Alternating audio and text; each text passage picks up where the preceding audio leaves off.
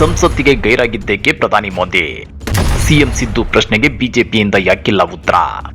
ಸಂಸತ್ ಅಧಿವೇಶನದಲ್ಲಿ ಇದೆಂತ ಬೆಳವಣಿಗೆ? ಸಂಸತ್ತಿಗೆ ಗೈರಾಗಿದ್ದೇಕೆ ಪ್ರಧಾನಿ ಮೋದಿ?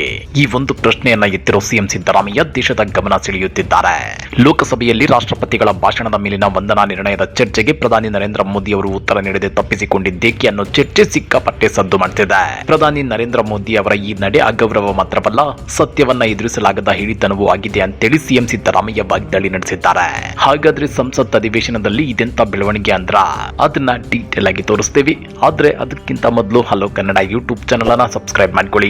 ಹಾಗೇನೇ ಪಕ್ಕದಲ್ಲಿರೋ ಬೆಲ್ ಬಟನ್ ಅನ್ನು ಪ್ರೆಸ್ ಮಾಡಿ. ಲೋಕಸಭೆಯಲ್ಲಿ ರಾಷ್ಟ್ರಪತಿಗಳ ಭಾಷಣದ ಮೇಲಿನ ವಂದನಾ ನಿರ್ಣಯದ ಚರ್ಚೆಗೆ ಪ್ರಧಾನಿ ನರೇಂದ್ರ ಮೋದಿ ಅವರು ಉತ್ತರ ನೀಡದೆ ತಪ್ಪಿಸಿಕೊಂಡಿರೋದು ಸಂಸತ್ಗೆ ತೋರಿಸುವ ಅಗೌರವ ಮಾತ್ರವಲ್ಲ, ಸತ್ಯವನ್ನ ಎದುರಿಸಲಾಗದ ಹಿಡಿತನವೂ ಆಗಿದೆ ಅಂತೇಳಿ ಸಿಎಂ ಸಿದ್ದರಾಮಯ್ಯ ವಾಗ್ದಾಳಿ ನಡೆಸಿದ್ದಾರೆ. ಈ ಬಗ್ಗೆ ಫೆಬ್ರವರಿ 9ರಂದು ಟ್ವೀಟ್ ಮಾಡಿರೋ ಸಿಎಂ ಸಿದ್ದರಾಮಯ್ಯ, ಭಾರತದ ಸಂಸತ್ತಿನ ಇತಿಹಾಸದಲ್ಲಿ ಮೊದಲ ಬಾರಿಗೆ ಪ್ರಧಾನಮಂತ್ರಿಯವರ ಉತ್ತರ ಇಲ್ಲದೆ ವಂದನಾ ನಿರ್ಣಯವನ್ನ ಅಂಗೀಕರಿಸಲಾಗಿದೆ. ಇದನ್ನ ಓರ್ವ ಪ್ರಧಾನಿ ಸಂಸತ್ತನ್ನು ನಿರ್ಲಕ್ಷಿಸುವುದೆಂದರೆ ಜವಾಬ್ದಾರಿಯಿಂದ ತಪ್ಪಿಸಿಕೊಳ್ಳುವ ನಡೆ ಎಂದರ್ಥ ಅಂತ ಉಲ್ಲೇಖಿಸಿದ್ದಾರೆ. ಆಡಳಿತಾರೂಢ ಬಿಜೆಪಿ ಪಕ್ಷ ಮೊದಲು ವಿರೋಧ ಪಕ್ಷಗಳಿಗೆ ಮಾತನಾಡಲು ಅವಕಾಶ ನೀಡದೆ ತಡೆಯಿತು, ನಂತರ ತಾನು ಮಾತನಾಡದೆ ಮೌನಕ್ಕೆ ಶರಣಾಯಿತು. ಇದು ಬಹಳ ಆತಂಕಕಾರಿ ಬೆಳವಣಿಗೆ. ಲೋಕಸಭೆ ವಿಪಕ್ಷ ನಾಯಕ ರಾಹುಲ್ ಗಾಂಧಿ ಅವರು ತಮ್ಮ ವಂದನಾ ನಿರ್ಣಯದ ಭಾಷಣದಲ್ಲಿ ಭಾರತೀಯ ಸೇನೆಯ ಮಾಜಿ ಮುಖ್ಯಸ್ಥ ಜನರಲ್ ಎಂಎಂ ನರವಣೆ ಅವರ ಪುಸ್ತಕದಲ್ಲಿದ್ದ ದೇಶದ ಭದ್ರತೆಗೆ ಸಂಬಂಧಿಸಿದ ಗಂಭೀರ ವಿಚಾರಗಳನ್ನು ಪ್ರಸ್ತಾಪಿಸಲು ಮುಂದಾದ್ರು.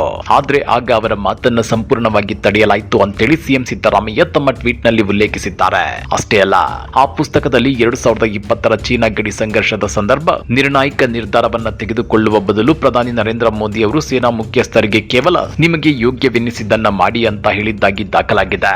ಇದು ಪ್ರಧಾನಿ ನರೇಂದ್ರ ಮೋದಿ ಅವರ ನಾಯಕತ್ವದ ಟೊಳ್ಳುತನವನ್ನ ಜಗಜ್ಜಾಹೀರುಗೊಳಿಸುವುದು ಮಾತ್ರವಲ್ಲ, ಮೋದಿ ತಾನೇ ಕಟ್ಟಿಕೊಂಡಿರುವ 56 ಇಂಚಿನ ಎದೆಯೊಳಗಿನ ಪುಕ್ಕಲು ತಲವನ್ನ ಬಯಲು ಮಾಡಿದೆ ಅಂತೇಳಿ ಸಿಎಂ ಸಿದ್ದರಾಮಯ್ಯ ಟೀಕಿಸಿದ್ದಾರೆ. ಪ್ರಧಾನಿ ಮೋದಿ ಈ ಪಲಾಯನವಾದಿ ನಡೆಯು ಸಂಸತ್ನಲ್ಲಿ ಚರ್ಚೆ ಆಗಬಾರದೆಂಬ ಕಾರಣಕ್ಕೆ ರಾಹುಲ್ ಗಾಂಧಿ ಅವರ ಭಾಷಣ ಮಾಡದಂತೆ ತಡೆಯಲಾಗಿದೆ. ದೇಶದ ಬಹುಸಂಖ್ಯೆಯ ಜನರನ್ನ ಪ್ರತಿನಿಧಿಸುವ ಪ್ರತಿಪಕ್ಷಗಳ ಧ್ವನಿಯನ್ನ ಹತ್ತಿಕ್ಕುವುದು ಪ್ರಜಾಪ್ರಭುತ್ವದ ಕಗ್ಗೊಲೆಯಾಗಿದೆ. ಇಂತಹ ಗಂಭೀರ ಪ್ರಶ್ನೆಗಳನ್ನು ಎದುರಿಸುವ ಬದಲು ಪ್ರಧಾನಿ ನರೇಂದ್ರ ಮೋದಿ ಅವರು ಲೋಕಸಭೆಗೆ ಗೈರಾಗಿರುವುದು ನಿಜಕ್ಕೂ ನಾಚಿಕೆಗೇಡು. ಪ್ರಧಾನಿ ಮೋದಿ ಸಂಪೂರ್ಣವಾಗಿ ಹೆದರಿದ್ದಾರೆ. ಹಾಗಾಗಿ ಅವರು ಸಂಸತ್ತಿಗೆ ಹಾಜರಾಗುವ ಧೈರ್ಯವನ್ನ ಮಾಡುವುದಿಲ್ಲ ಅಂತೇಳಿ ರಾಹುಲ್ ಗಾಂಧಿ ಮುಂಚಿತವಾಗಿಯೇ ಹೇಳಿದ್ರು.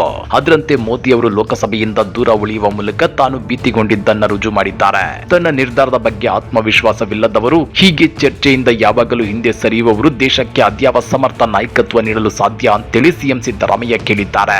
ಅದೇ ರೀತಿ ಪ್ರಧಾನಿ ಭಾಷಣಕ್ಕೆ ಅವಕಾಶ ನೀಡದೆ ವಂದನಾ ನಿರ್ಣಯವನ್ನ ಅಂಗೀಕರಿಸಿದ ಲೋಕಸಭೆ ಸ್ಪೀಕರ್ ಓಂ ಬಿರ್ಲಾ ಅವರ ಪಕ್ಷಪಾತದ ನಡವಳಿಕೆಯು ಸಂಸತ್ತಿನ ಘನತೆಗೆ ಗಂಭೀರ ಚ್ಯುತಿಯನ್ನುಂಟು ಮಾಡಿದೆ.